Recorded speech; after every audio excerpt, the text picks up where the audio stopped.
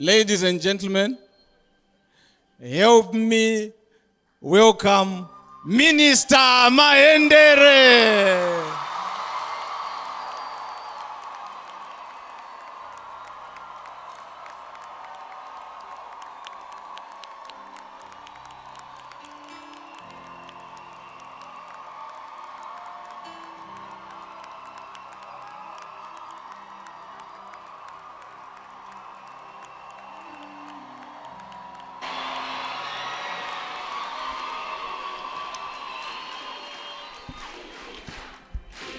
Come on, give Jesus praise, give Jesus praise, give Jesus praise. Come on, young people, give the Lord praise in this place. Make a resounding sound of praise unto the King of Kings and the Lord of Lords. Tell you something. He is the name above all names. He has a reputation that cannot be changed. And we are at his camp. This is called the Jesus camp.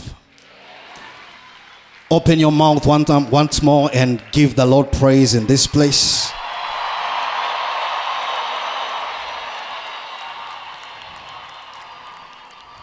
What a blessing to be here this wonderful morning. Let me start by appreciating our father and mother.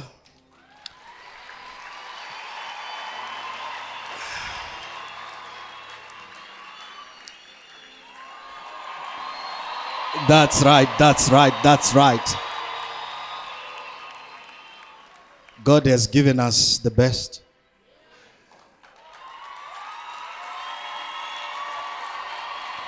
And let us welcome our mom and celebrate the love of God in this place.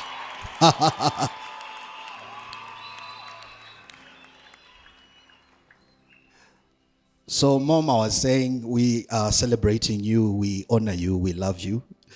Thank you for making us who we are and for providing this seat of refuge for our generation.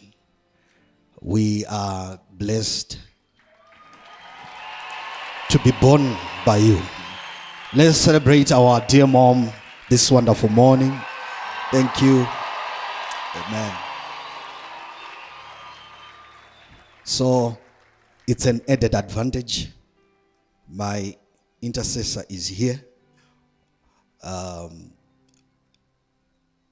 Speaking while mom is in the house, it's an advantage. I know she'll be praying for me. She has been praying for me. I know she'll be praying for me. Amen. We want to appreciate the executive, the youth executive, for organizing such a beautiful youth camp. I've been in places, but there's no place like home. This is the best. We have the best. For youth leaders, we have the best for this youth ministry. Thank you so much. I want also to appreciate the pastors who came before me, who ministered before me. What a blessing it has been. I was telling Pastor Simba that when Pastor Rodo was preaching, I wanted to just switch off my phone and drive out. And then you were going to see me on Sunday. Then I'll just tell you I had a stomach problem. What a blessing, Pastor Rodwell. Wow, wow, wow, wow, wow, wow. We celebrate you, sir. We celebrate you.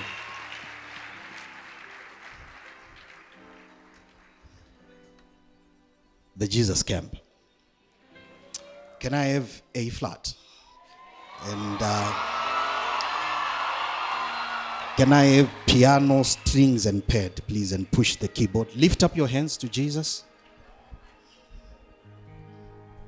Can I have the keys, please? Let me have them. You provide the fire.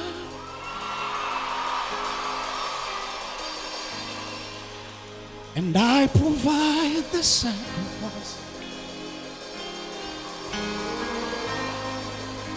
and you provide the Spirit. Yeah. And I will open up inside. Come on, you know this song. So you provide, say, you provide the fire. Oh, and I'll provide the sacrifice. You provide the Spirit.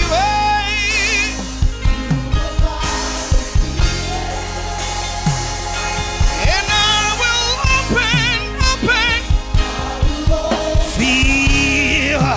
Feel me. Fill me up. Feel me. Feel me. Feel me. Feel me up, God.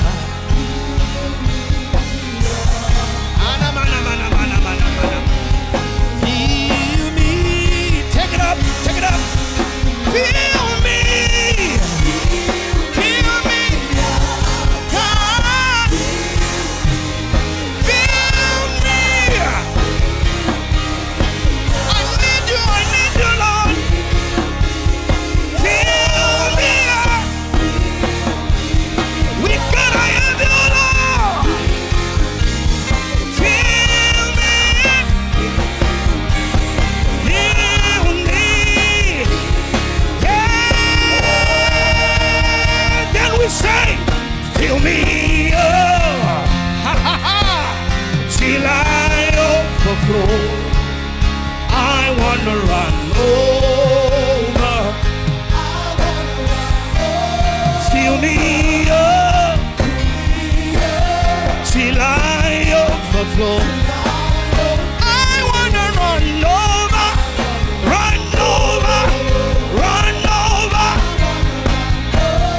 Fill me up till I overflow. I wanna run over. I wanna run.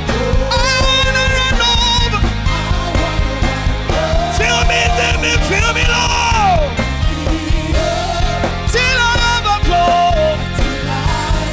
I wanna run over, run over. In the name of Jesus. At the top of your voice, ask to run over. In the name. We wanna run over. In the name. We wanna run over.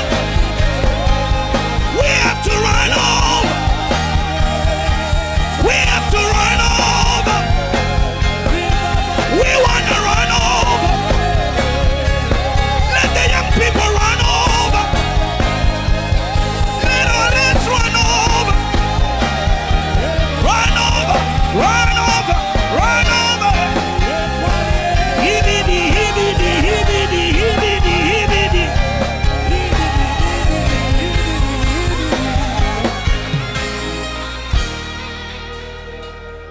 We want to run over.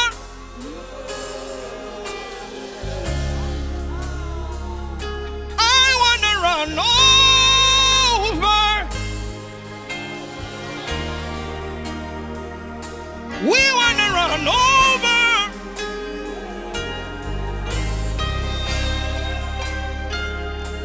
We want to run over. Fill me up. Fill me up. Voices only in this place.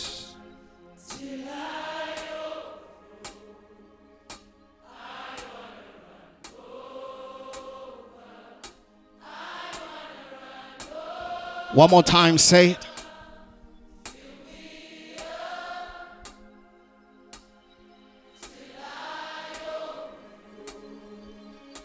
I wanna run. I wanna run. That's what he's doing in your life. He's making you run over. Run over. Run over. Thank you, Holy Spirit.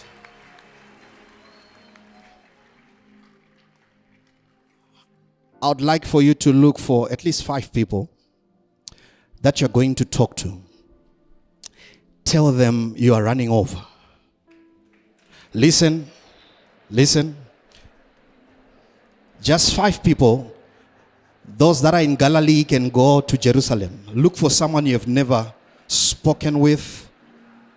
Tell them we are running over. You have to run over. Running over. Running over. Yes. At the youth camp, we are running over.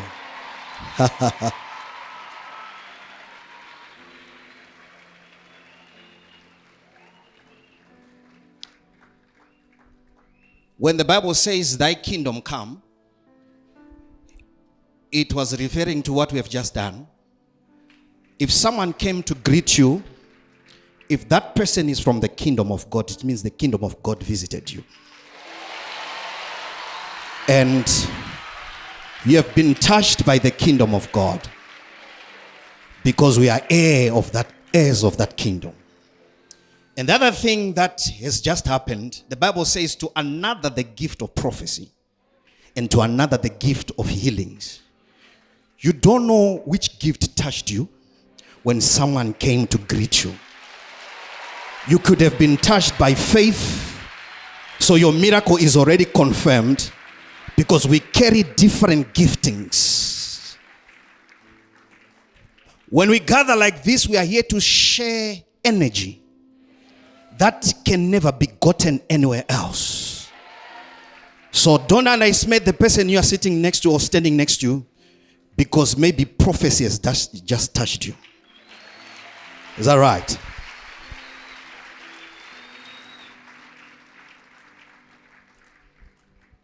I want to talk about, I've never done this before, but I found myself having 2 topics.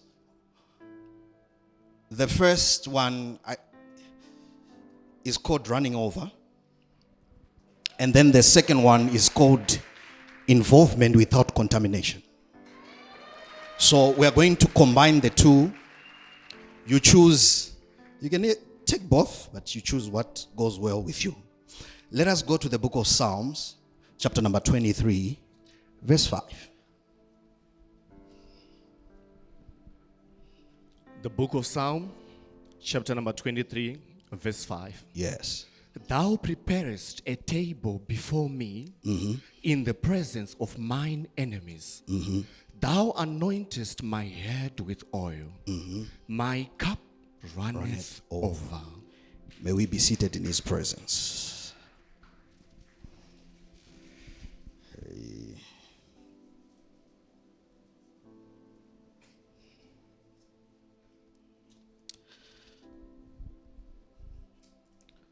When I received the message to be part of the ministers on this youth camp, it came to me in a way that I tried to push for options not to, because you know you don't qualify at all and you have your reasons. And it is only by the mercies of God that I stand here to share with you, but anchored on the grace of our Father and our Mother, so that we distribute what is in the mind of God concerning the youth. But I'll share this with you not from a proud point of view or perspective.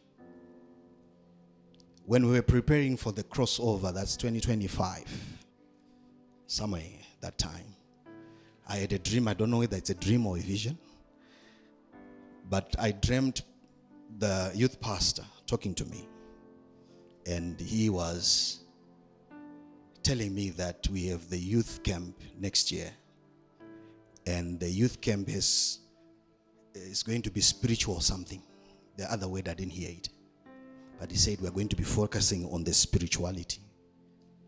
That's a dream. And then he said you are also going to be speaking there. I shared the news with Lawyer Jablan, my brother.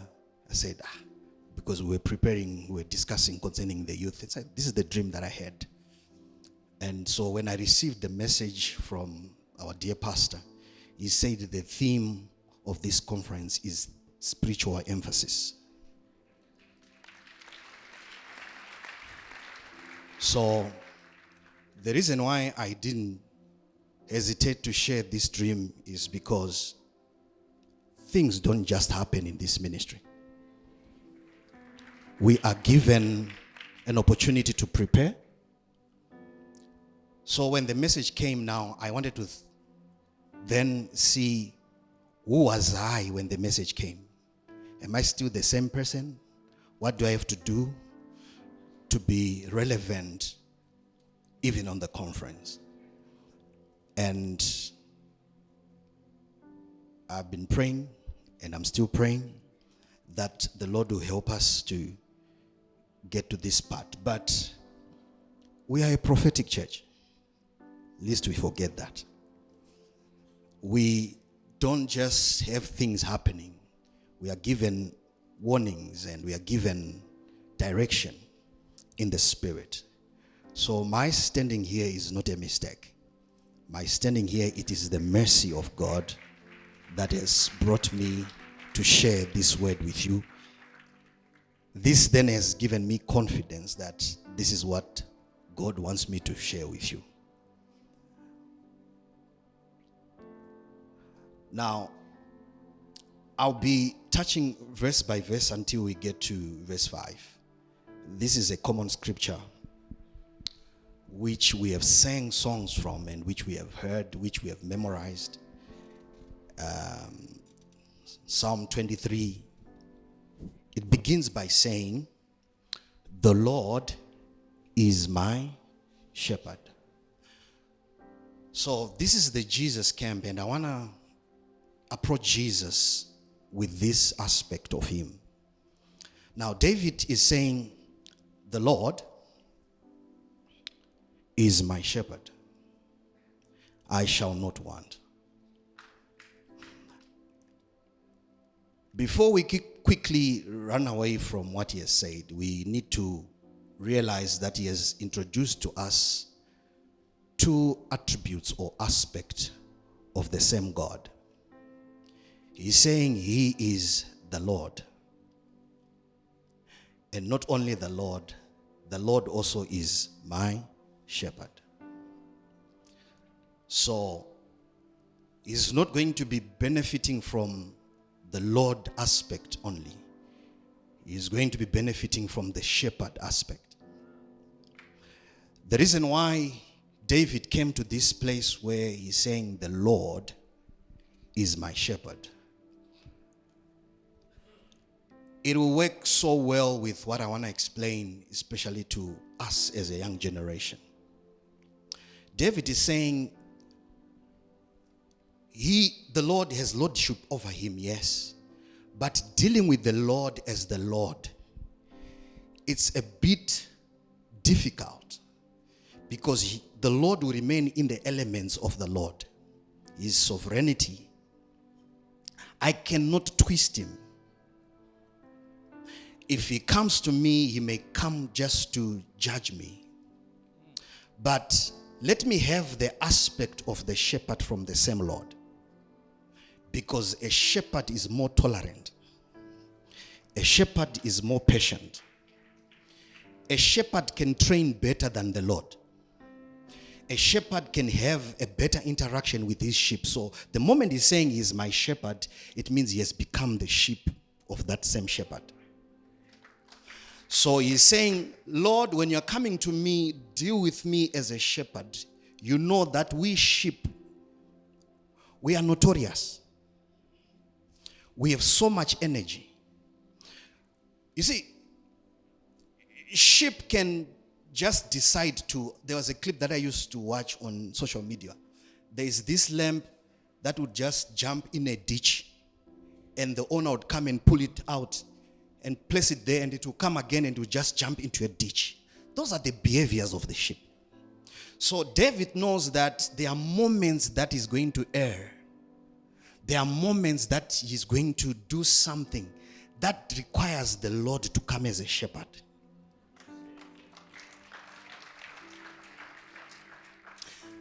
Not ignoring the Lord aspect, no. But bringing this relationship that is there between the shepherd and the sheep.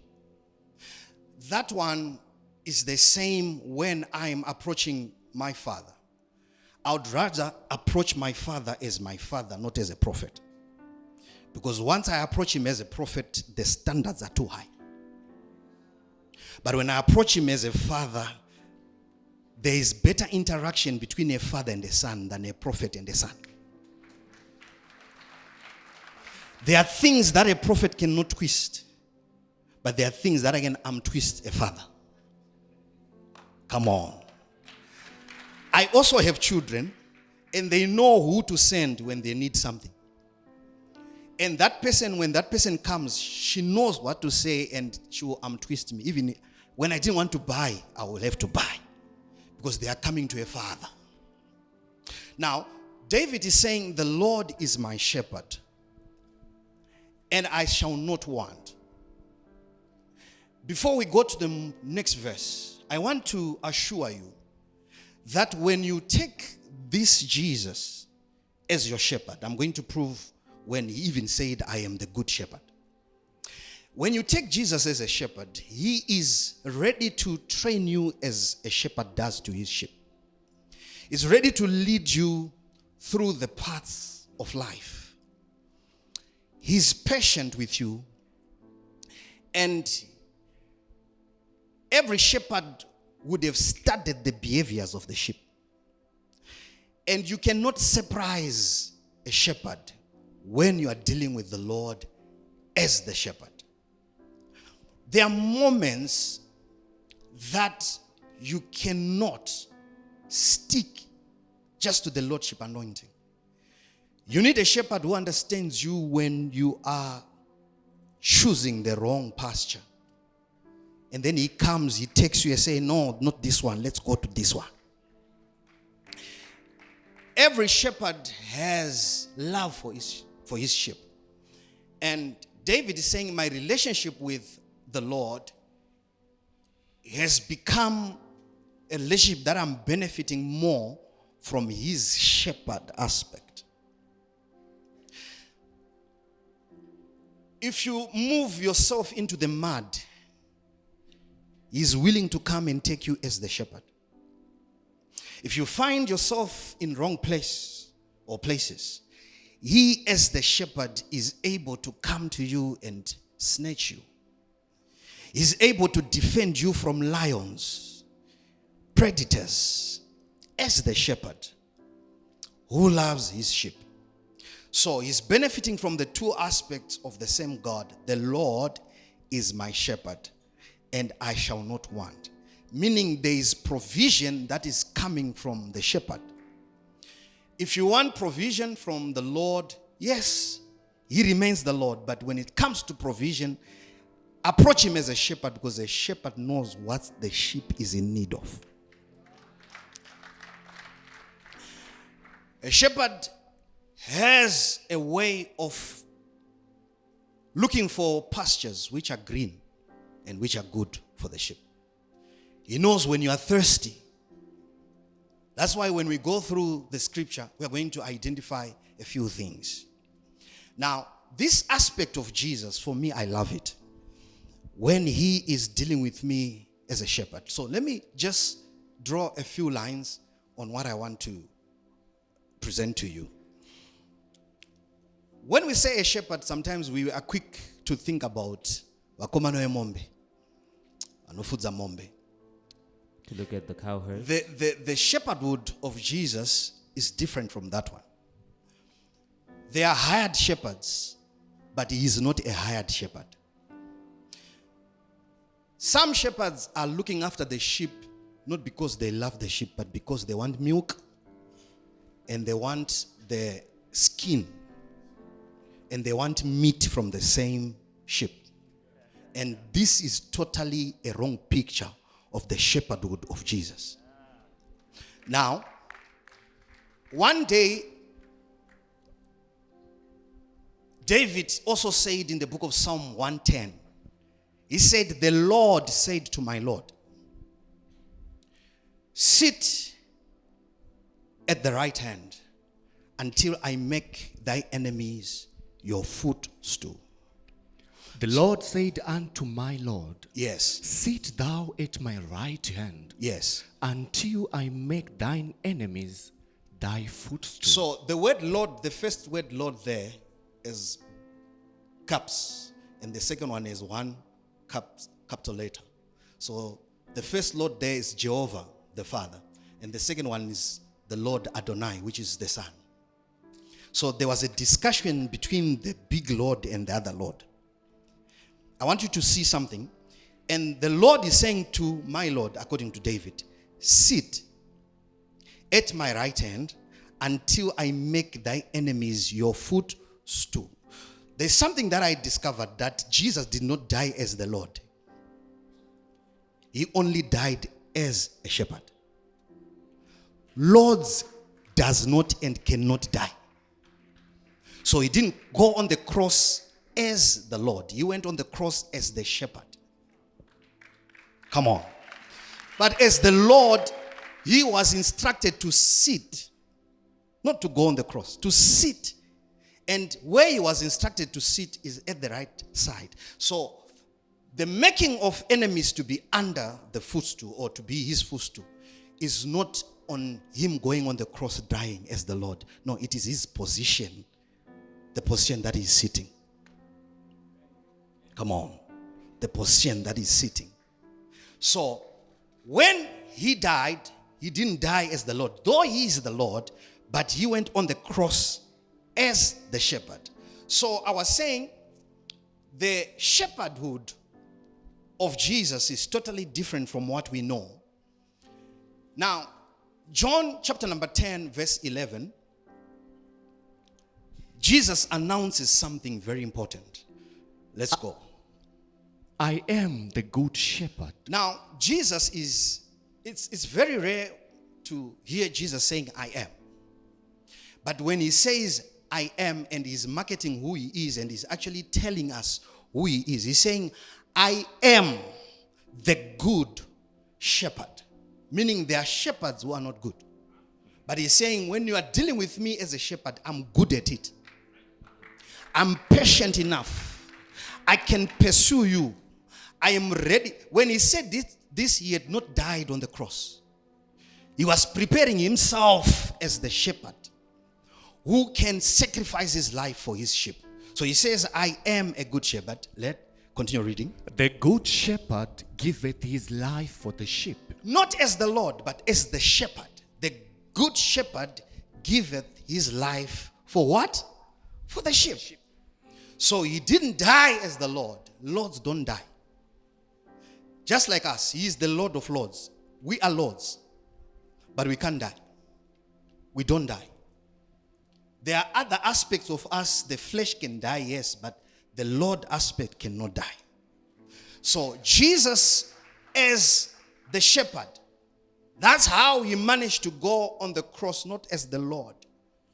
You can't insult the Lord. You can't beat the Lord. He had to make himself a shepherd so that he's touchable. We were able to touch him. We were able to insult him. We were able to do anything, and he remains determined to die for us.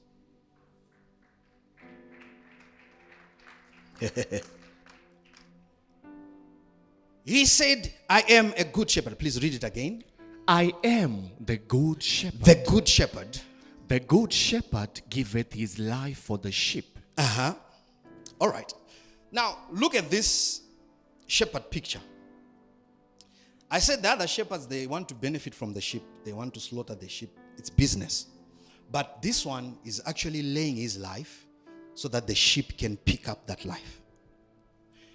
The reason why he's laying down his life is so that the sheep can have that same life. Now, the other shepherds are of different material with their sheep. But with Jesus, we are of the same material. So that when he's speaking to us with God language, gods can hear God language. When he's speaking to us with the lordship language, lords can hear the language. He's not a shepherd to slaughter us. He's a shepherd to serve us, to bring us into his kingdom, into his lifestyle. And once you have been shepherded, it means you also become a shepherd. That's why he said, go ye therefore and make ye disciples of all men. We have an assignment to spread shepherdhood. So you cease from just being a sheep and become also a shepherd. He's not shepherding us so that he benefits from us. No, he's shepherding us so that he makes us like him. That's why he says, I am the good shepherd. No other shepherd can do that. He invites you from poverty to the palace. He invites you from failure to success. He invites you from nothing to someone. He's not affected with your weaknesses. You can never surprise Jesus with your weaknesses. Because before you are weak, he knows you are weak already. He did not come for the right, he came for those that were lost. Allow me at this conference to approach Jesus from this perspective, where he remains my shepherd. I don't know about you, but as for me, I prefer him as my shepherd. He knows my laws and he knows my highs. All right, let's work it out. I will not get into other scriptures which show that he is the great shepherd. Hebrews 13:20, 1 Peter 5:4 is the chief shepherd. But he emphasized how he wants us to relate with him. Now, David says, he maketh me lie down in green pastures. The pastures are green, and both of us can see that these pastures are green. But the shepherdhood of Jesus is, before he introduces you to those pastures, he goes there first to check whether there are no predators. And then he introduces you to greener pastures that will not hurt you. He maketh me lie down. You see, we are so energetic, especially in Zimbabwe these days. Kumanya, kungwafa ngwafa. It's running around. It's so But there is that aspect of the shepherd when he's saying, come here, take it easy, lie down in these green pastures, relax. Because some of us, we have not been taught how to enjoy green pastures.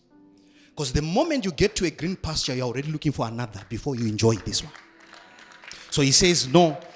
The reason why I'm saying lie down on this green pasture, I know that the green, that's the green color. Just the green. It will do something to your soul. This pasture will do something to your soul. Before you worry about what you want to have, observe what you already have. It could be working enough before you desire for the next. So he maketh me lie down in green pastures. That is the duty of the shepherd. There is the pasture for you. It doesn't matter you are educated or not educated. There is a pasture for everyone. Because we have the good shepherd. All right. The second thing is, he leadeth me besides the still waters. He's the one who's doing that. He's leading you besides the still waters. These waters are not flowing. No, these ones are still waters. One day, I was at the airport and then I just ordered water. I said, can I have water? I didn't specify. So they gave me sparkling water. Normally they ask still or sparkling. But I just said, can I have water? And they gave me sparkling. So I opened and my tongue was telling me I'm going to drink still. But when I drank, oh God, I was hit with a strange taste. It was sparkling water, and yet I was looking forward to have a taste of still water. So my facials changed because I drank something I wasn't expecting to drink. And yet it's water. So waters are different. The one that the shepherd introduced, He leads you. He said, He leads me beside still waters. He identifies still waters and then He leads you beside.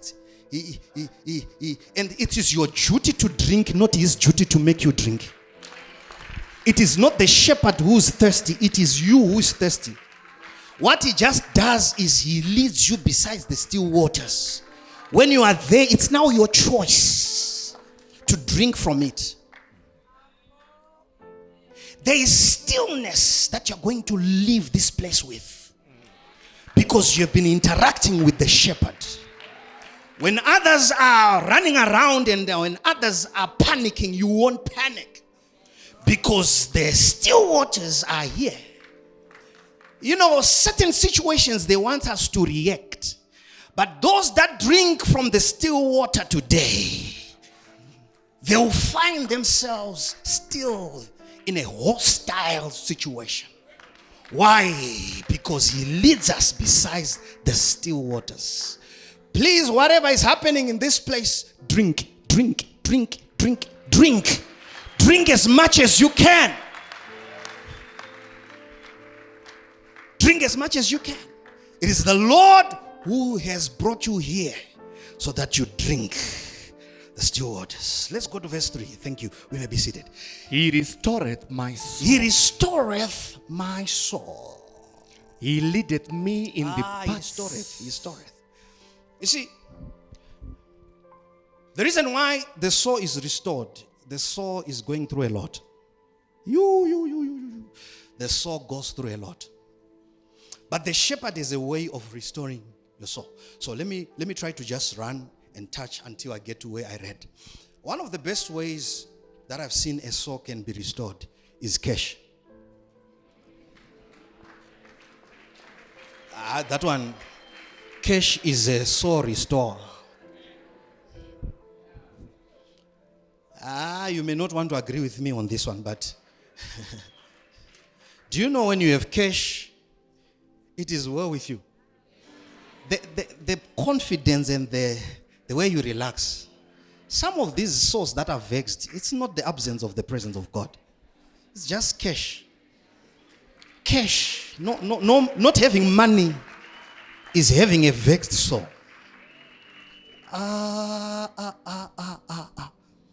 So what am I saying? This is how the shepherd will restore your soul. You have come here for 5 days, and the Lord will empower you, whatever you are doing. He will make sure that you get money out of that, so that you have a restored soul. Success restores the soul. Happiness, achievements, they restore a soul. So the Lord is leading you to that. The shepherd is leading you to victories. The shepherd is leading you to achievements. You see, when you're pursuing something and then you achieve it, that's restoration to the soul. And then the next part of the same verse, he says, He leadeth me in the paths of righteousness for His name's now, sake. he leadeth me in the paths of righteousness. Not one path, paths of righteousness for His name's sake. He's not leading you in the path of righteousness just for your sake, but it has His name involved. You see, this part, I think I spoke to you, Pastor Mjiji. I was saying this part is really hitting me hard, where He's leading you in the paths of righteousness. Our Father said righteousness means not missing the mark, right? And He's making sure that you don't miss the mark for His name's sake. Meaning He doesn't want to associate with failures. So He will support you so that you get to the mark because of His name's sake. So we think that the Lord is not supporting us, and yes, He has a reputation that He wants to keep. Yeah. He is involved when you win because His name is involved. That's why you see that they don't want us to be millionaires. Because the moment we are millionaires, it involves His name.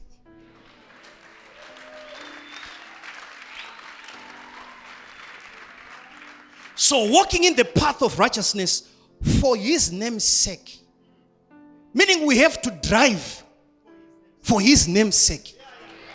As young as we are, we have to have plans to build mansions for his name's sake. Because your house is not your own house. It is carrying the reputation of your God.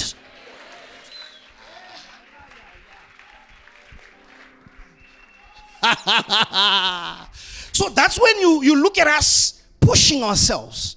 Because we know I'm not just carrying my name. There are names that I'm carrying. And I have to do things, we have to do things for his name's sake. Marry for his name's sake. Live right for his name's sake. Pursue that project, that business for his name's sake. He's involved, he's part of you. He's part of us in what we are doing. Why? Because when we achieve, his name appears. Meaning there are those that are achieving without his name's sake. The shepherd is supporting your education, your studying, because you pass for his name's sake. Come on.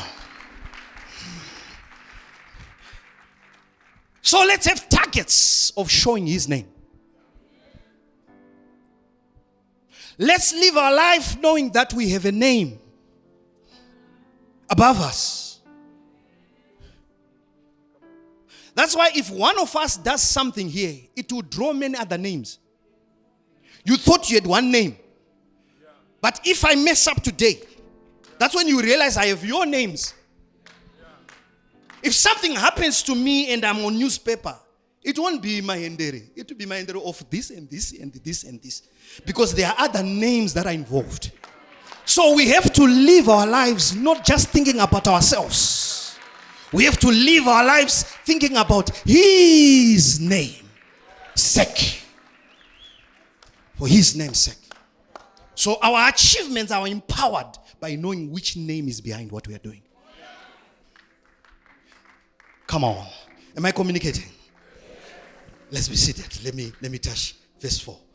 Yeah, though I walk through the valley of the shadow of death. Yeah, though I walk through the valley of the shadow of what? Death. Uh-huh.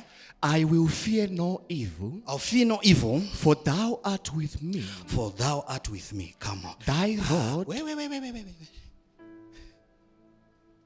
Though I walk through the valley of the shadow. So this is not death. It's just the shadow. Because the shepherd won't allow you to go to death. But you allow you to go through the valley of the shadow.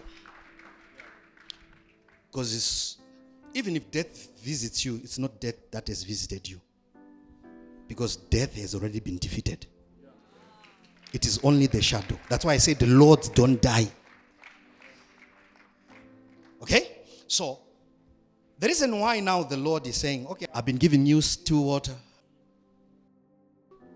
I've been giving you still water, green pastures.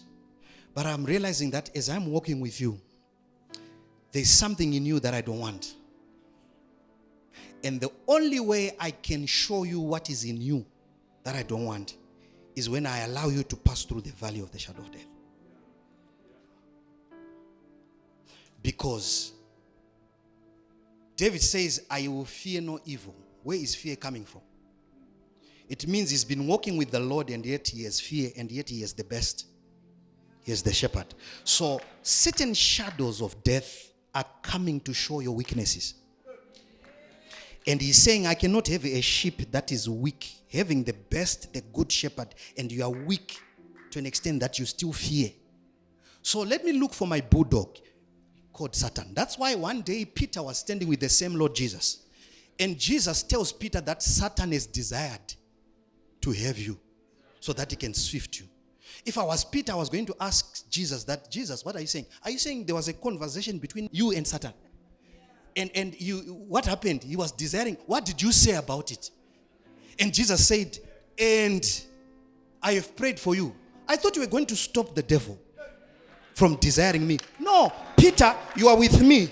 The fact that you are with me, you have to be desired. And the Lord said, Wait. Don't worry.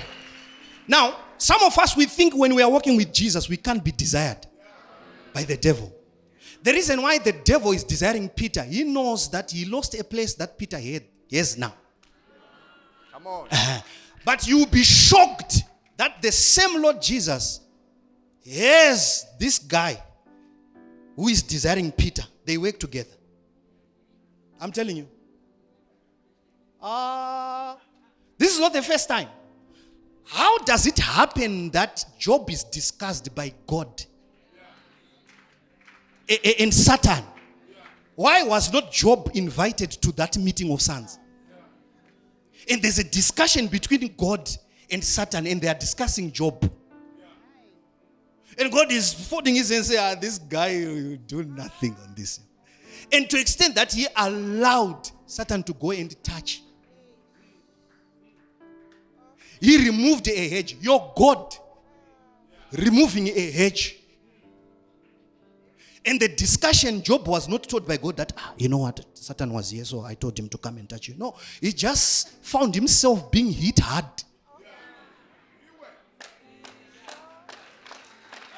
Why? Though you love me, Job, but there are certain weaknesses that I'm seeing in you. The things that he feared most befell him. So when God wants to deal with your fear, you will bring Satan to expose your fear. So David is saying, though I walk through the valley of the shadow of death, it's just a shadow. But in that valley of the shadow of death, you discover certain weaknesses. So that you boldly say, from now onwards, I fear no evil. For thou art with me. In other words, he's making you to pass through the valley of the shadow of death so that he sees, who do you regard, evil or me? Why is it that when we get into the midst of evil, suddenly we are afraid of evil and we forget his presence? I don't know if you're hearing me. For a moment, we show him that we trust him, but we don't trust him 100%. So you allow us to go through certain things so that we deal with the fear that is in us. So I don't know about you. Me, I've been through the valley of the shadow of death to discover the things that I have to let go, knowing that he is with me. If you are here and you have never passed through this valley, you haven't started praying. Peter was desired by Satan. And Jesus said, what I have just done is I've prayed for your faith. As for you, the other parts of you, they are going to be touched. But your faith is not going to be touched. And the verse goes on to say, when you are converted, and when thou art converted, strengthen thy brethren. So Peter is told that you're going to deny me. And he said, that will never happen. And Jesus said, Satan desired you and is going to have you all. And you deny me 3 times. After you deny me. But when you are converted in that process, strengthen thy brethren. Meaning, the walk of Jesus and Peter could not convert Peter unless there was the involvement of Satan. Why is Jesus saying when you are converted, strengthen thy brethren? So Peter was walking with Jesus, and within him there was a weakness of denying Jesus. But the only way for Jesus to know or to show Peter that you are a denier of Jesus is when we invite Satan to help you know that you can deny me. So Peter was sought after by Satan. And when things changed, you know what happened? Someone came and said, I know this guy. You're one of him. You were with him. And Peter said, can you get there? You see, the language was not good. In today's language, he said, nigger. What are you saying, man? I don't know this guy. Peter disciple of Jesus. You see, the other one came and said, you are one of them. And he said, I'm not one of them. You see, the problem that we forget is those moments that we even go to nightclubs and we're going. When we were there is something of UFIC that will sell you when you are there. I don't party, but UFI. He's in the party, but this one is from UFI. The logo of UFIC will go with you there. You will party. According to, you can't be part of this ministry and there are elements of this ministry that are in you. And you think that you can decide to backslide and you go without it. You will be a backslider who has a UFIC logo.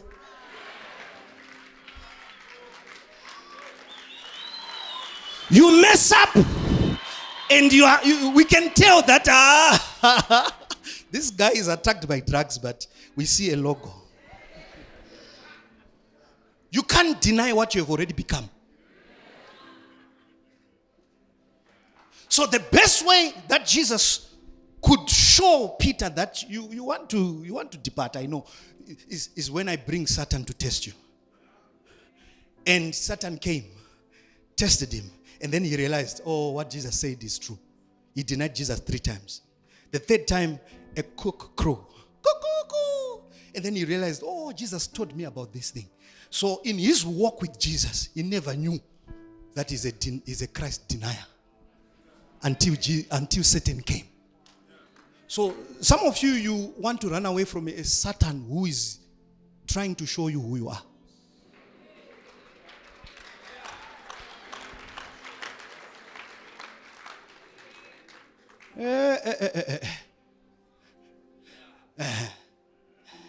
That's called the valley of the shadow of death. So we go through those things so that we see who we are. Are we cowards? The anger that we have, there's no way we can deal with it unless we are tested. You see, the Bible says, count it all joy when you fall into divers, not single temptation, divers. Did you know that as you are standing there, there is a list of temptations that are assigned for you? Count it all joy when you fall into diverse temptations. Verse 3, knowing this. Hold on. Before we go to that part, this is the only part where the Bible is allowing us to rejoice when we fall. Count it all joy when you fall. Falling into what? Diverse temptations. Why? Knowing this, that the trying of your faith. Can you imagine that the trying of your faith worketh patience. Is it but let patience. Don't worry. Jesus. People are carrying faith that they don't want that faith to be tested. And the moment you joined this faith, you agreed to temptations.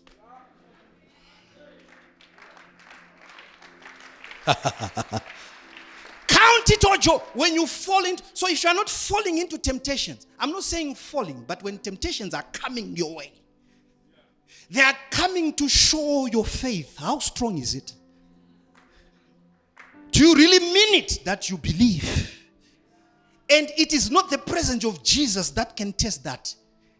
These are temptations that can prove who you are. You can't have faith that cannot be tested.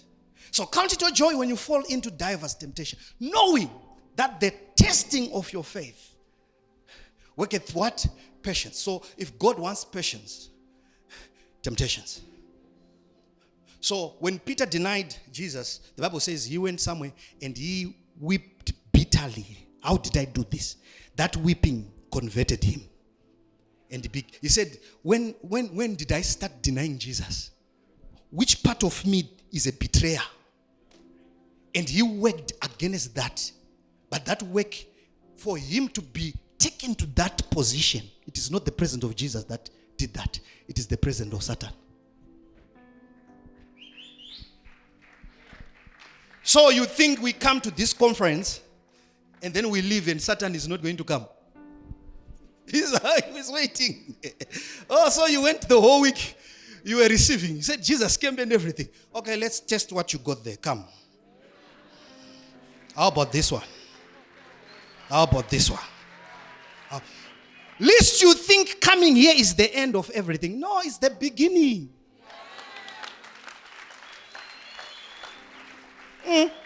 But I'll fear no evil. Say, I'll fear no evil. No evil. Because evil is fearing you. Yeah, evil is fearing you. And the only place you can say, I'll fear no evil, is when you pass through the shadow of the valley of death. Don't run away from that. It will make you a sure person. You know, what did he say? For I know that you are with me. Thou art with me. So that's why I'm not going to fear evil. Now, the verse that we read, verse 5.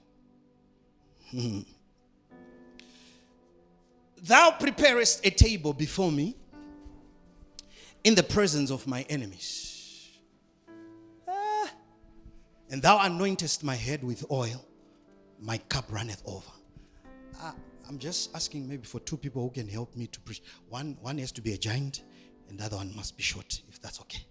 You can help me. I just want to demonstrate something. My brother in black, maybe you can come. You can come. You're a giant, yes. Can we have someone who's short? Yes. Please come.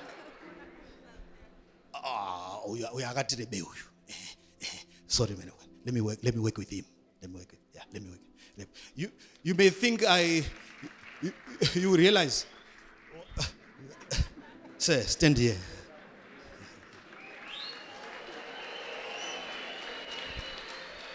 Thou preparest a table before me in the presence of my enemies. So when I was reading this scripture, I used to think that, you remind. Yeah, it's real. You see, I'm not afraid to do this because this is our house. Put the table here. Let's say you are David. David, right? Diva. God forbid you are the enemy. So you see the reason why you were going to be the enemy. So that's why I said, so you are the enemy. Now, the Bible is saying he prepares a table. This is the table. And he's preparing this table. And this is David who is saying, thou preparest a table before me in the presence of my enemies. Come on, let's work together. In the presence of my enemies. When I was reading this scripture, it's allowed to do that. I used to think that God, the shepherd, is preparing a table before me in the presence of my enemies. So I used to think that the table is prepared at his side. But when I looked again, thou preparest a table before me. So it is before you. Can you see it? But the table is not in your presence. It is in the presence of your enemies. Now, the table is yours. The Lord, the shepherd, has prepared it for you. The next great thing that is going to change your life, you can actually see it's there. And it is before you. You can almost sense that something is about to happen to me. Something good is about to happen to me. But the challenge is, it is before you, but it is not in your presence. It is in the presence of your enemies, your giants. Now, the problem I'm having with the shepherd is, all along we were doing well. The still waters, it was just beside the still waters. Everything else was going on well. Has the shepherd forgotten my address? Where I stay? The table is mine, but why is it not in my presence? It is in the presence of my enemies. And yet he's saying it's mine. And why is the Lord trusting my enemies so that he prepares my table? There. You know that these guys are workable with. in terms of preparing tables.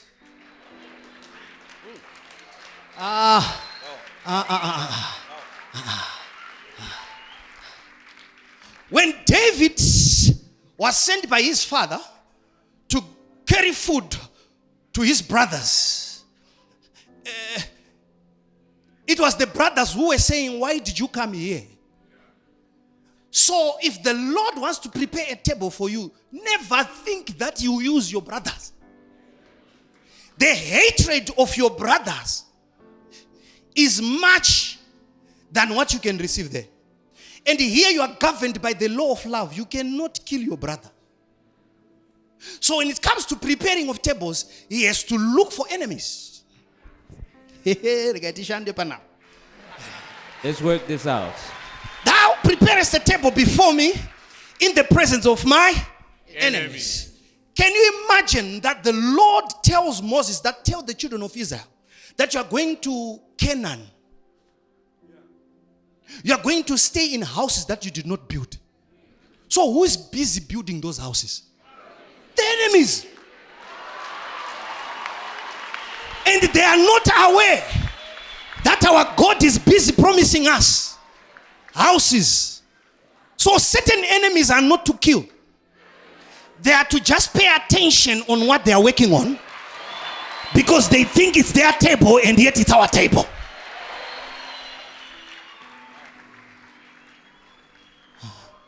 Oh, Let me work on this. now,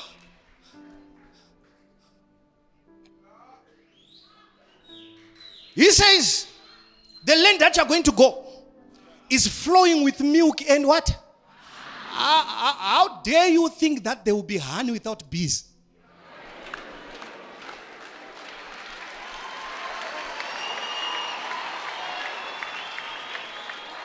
There can never be honey without bees. So there has to be bees who did not come here on this conference. But we have been invited because the Lord is busy making a table for a boy, a girl who has come here, using them. And it is before you, but it's not in your presence. You see, let me try to bring it home. When I received a prophecy from my father that you are going to go international, the first door that opened for me, which was international, I was invited to this program in South Africa, which is called Fashion Meets Gospel. And these great artists, you know, the Bishop Benjamin, you know, all those guys, your Tokos on Bambo, it was my first time to meet them. So I went there, I said, my father has opened a door for me. You see, those are moments where you take yourself a selfie in the plane. And I got there. Huh? When I got there, when we were preparing, the program was live on Tres Gospel and One Gospel. Those are international platforms. So prophecy said you are going on international platform.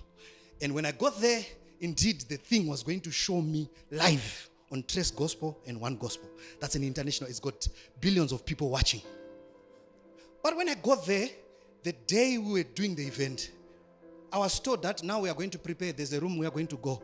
And then we were told, guys, if you want to come out on our TV, you have to go through makeup. So we have to remove, we don't want anyone who has a face that is shiny. Huh? I said, oh, okay. Then all of a sudden we are introduced into this room. As I get in there. Babangwe.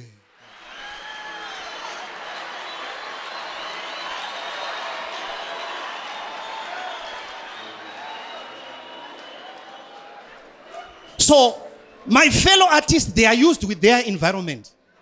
I'm seeing Bishop is okay, he's sitting down and there's a guy coming and he's behaving like a woman. Me, I'm like, man, this was not part of the prophecy. At some point I wanted to strike him with a fist. Prophecy said, thou preparest a table before me, and that table is not in my presence. Please don't fight over tables in UFIC. There are no tables here. I'll show you what is here. tables are out there. Let's go full force and get opportunities out there.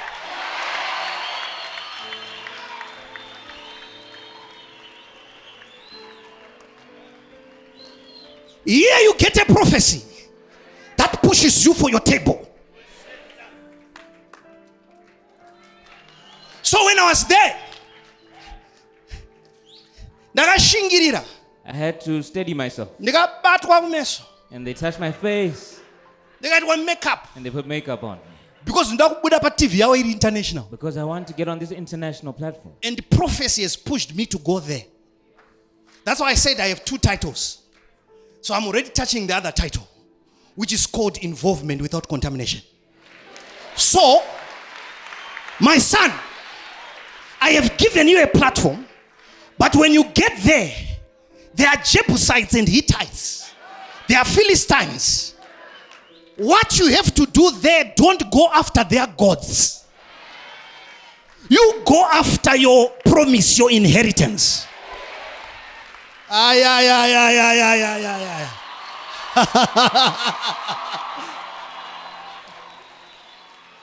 So when I was sitting there, there was a voice that came. The prophecy has brought me here. The God that we serve has been preparing these guys to work on a platform that even us with prophecy can appear there, but we will not take their style. We will go there with our Jesus there. We are involved, but we are not contaminated.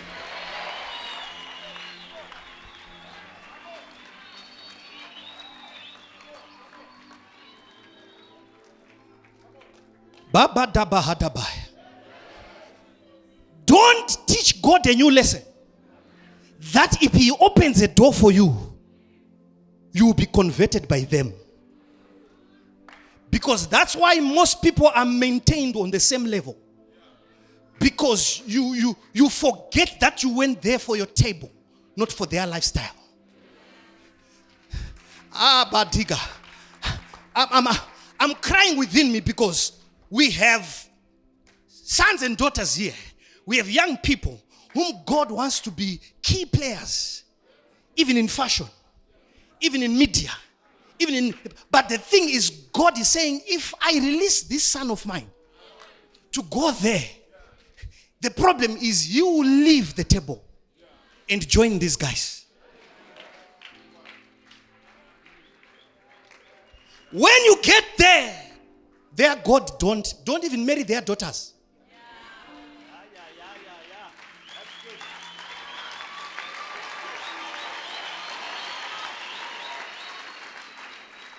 How do you marry someone who's not hearing what you hear every Sunday?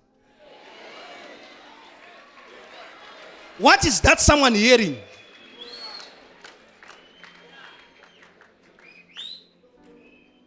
I'm not going to go there. Now, can you see the table? Yes. It is before you, but it is in the presence of your enemies. Let me make this declaration by the anointing of God. They may not be here, but whatever they are working there, it's our promise. Those are your tables. This camp, the Jesus camp, is going to release boys and girls, young people, even into politics.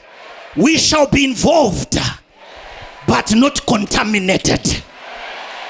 We'll make policies that are good for the kingdom of God, but will not take their style.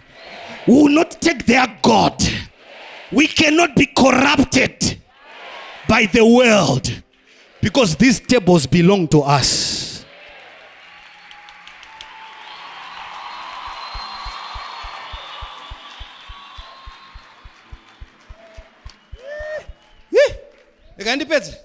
Let me wrap it up.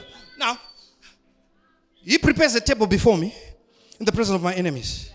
Now, the next thing is he anointed my head with oil.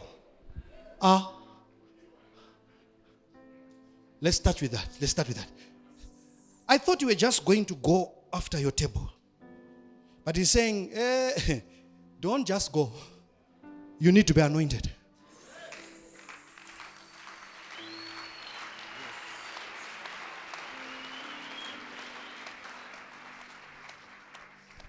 We've come to be anointed on the Jesus camp. We've come to be empowered.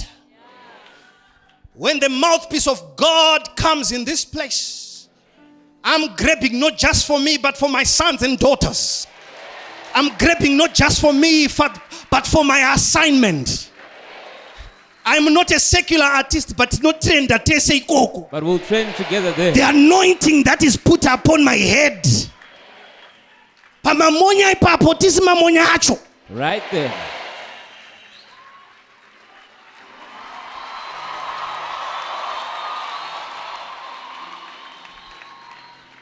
Don't play with anointing. Anointing separates people. Anointing sets people apart. You have come as a group, there's enough anointing. And the other reason why he's anointed with oil, this oil is against pests. It's against anything that may want to contaminate you. You don't go there without an anointing. You don't go there without the word of God. You go there covered, anointed. Because if you go there and you are not anointed, these guys, I don't know whether they're anointed, they are powerful. They can convert. They can convert. You can't come here to go and be converted by other people. No.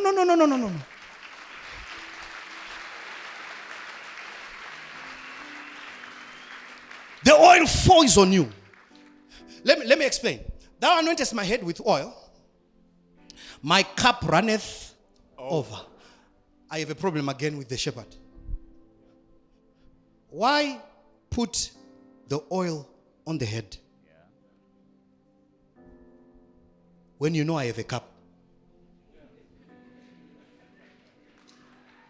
I thought the shepherd was just going to look for my cup and pour the oil until my cup is running over. But the Lord is saying, no, it's your cup. All I need from you is your head. Please give me your head.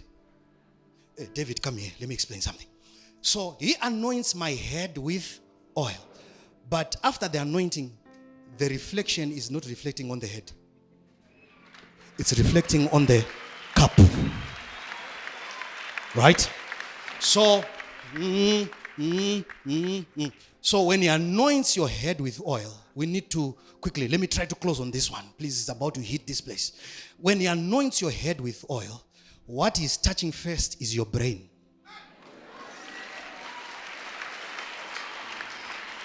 He transforms your brain. You don't think like they think. The oil touches your thoughts, your imagination, your mind. Because if you go there without intelligence, these guys will eat you. This anointing is touching someone's mind this wonderful morning, afternoon, where your IQ is being amplified by the anointing.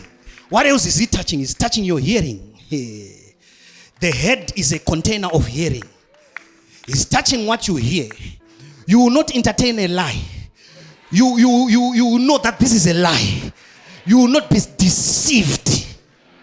Your hearing is prophetic. Your hearing is sharp. Because the oil is touching your hearing. What else is it touching? It's touching your eyes. You will see opportunities where others are not seeing opportunities. You will see, whether by night or by day, by dream or by vision, physically, they cannot cheat you. Your eyes will see every plot. Why? Because he anointed my head with oil. What else? Your nose, your sense of smelling. You will sense danger before it comes. Abba, every son and daughter of my father here, there's an ability for you to sense that tomorrow I will not drive. I will not get into this combi. What have you? I've just sensed something. I don't know. There's something I'm just feeling. He anoints my head with oil. What else? The last thing. Your mouth. From today you don't speak like a slave. You declare I am a child of God. You declare I am a king. I am a priest. Don't destroy your life with what you say. Be careful what you are going to say. Because life and death are in the power of the tongue. When you look at me, please, before you say anything, that's what our father said. You say shalom. You are a releaser of peace. When you see me, say mercy. You are a releaser of mercy. Don't gossip against me. You are destroying me. You are a kingmaker. Watch what you say. Watch what you say. The Jesus camp, watch what you say. You see, I was hit by another scripture which says, Jesus said, I have another sheep which are not of this fold. And yet they are my sheep. Meaning each fold has its own way of doing things. So the fold of UFIC, we have our way of doing things. We don't have to follow or look at what the other fold is doing. No, they are gods, but we are in our own fold. Don't try to describe how this youth camp should be according to another fold. We have our own fold here and we are doing well.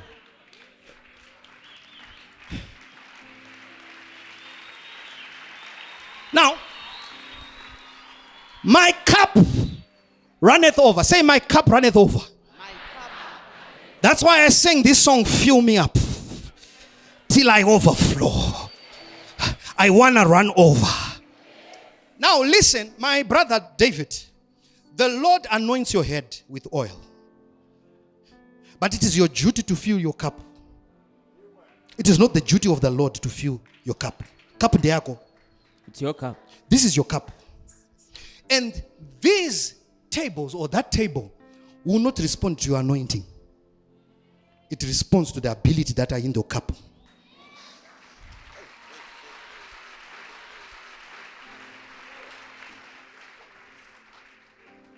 So anointing qualifies you, gives you power. But you go here, you study. Have a skill. Have a degree, have a certificate. Learn something. So the oil will help you fill your cup, not with oil.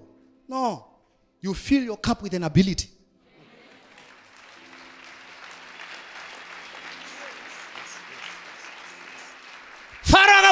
Joseph, And then Pharaoh asked Joseph, these people that you come with, what are they good at? Jacob was there. The 12 tribes of Israel were there. But he's asking, yes, and Israel, They're the sons of Israel, they're beloved of God. But what can they do? So you feel, the problem is we want to blame the oil and not blame our own cups that we do not fill with abilities.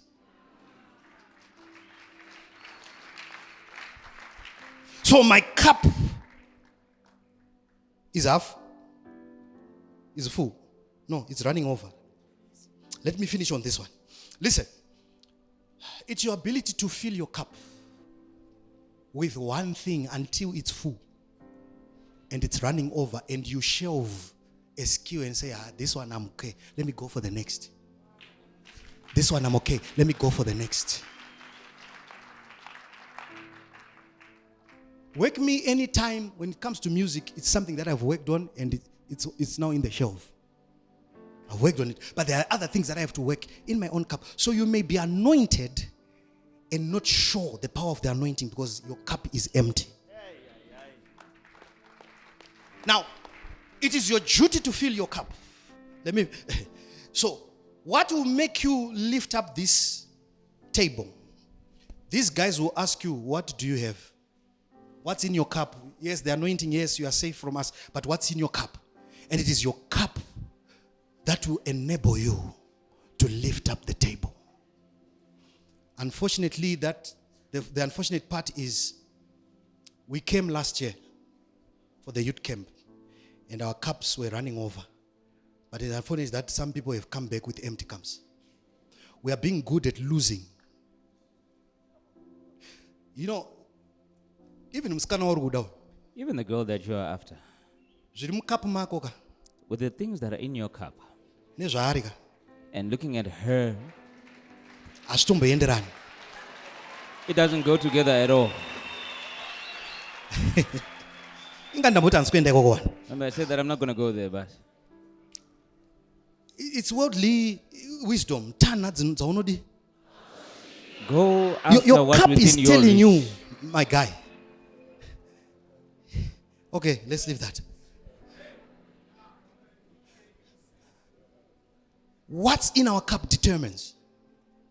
You see, we should not allow our Father to continue praying for us when we're not doing anything with our cups.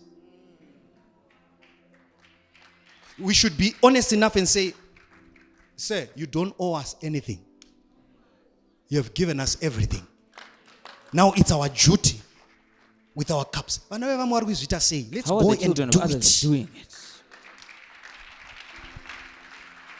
So certain tables, they respond to overflowing cups, not half cups. Don't be content with half cups. Don't be content with an empty cup. Don't be content with a full cup. Let's move into the overflow. Let's run over. Let's run over. Thank you for preaching with me. Thank you. Thank you.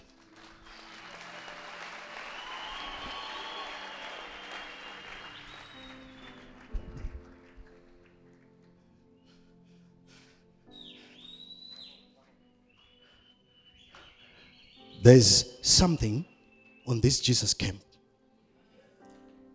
that will reflect in our cups.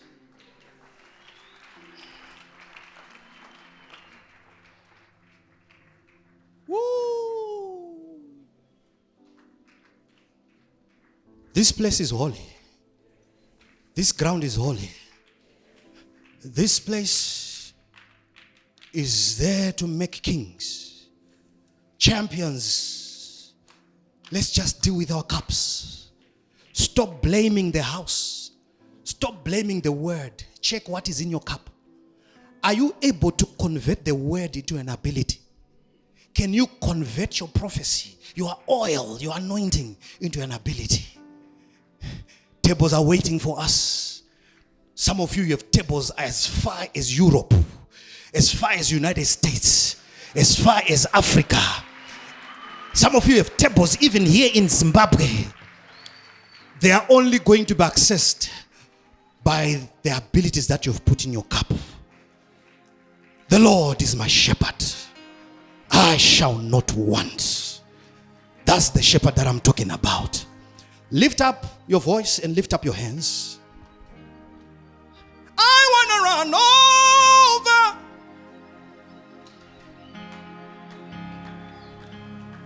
I want to run over. I want to run over. I want to run over. Hey, fill me up till I overflow. I want to run over.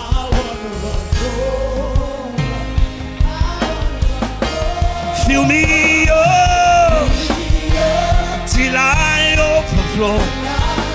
I want to run over. I want to run over.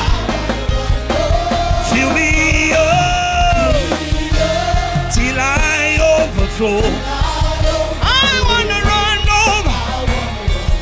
I want to run over. Fill me up till I overflow. I want to run over. I want to run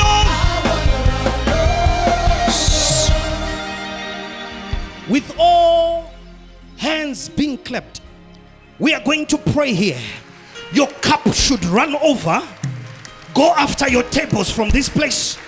Go after your table. Go after your opportunity. Barata kusta abere urata abere abada robi adiba astiga abarade etebe ro ra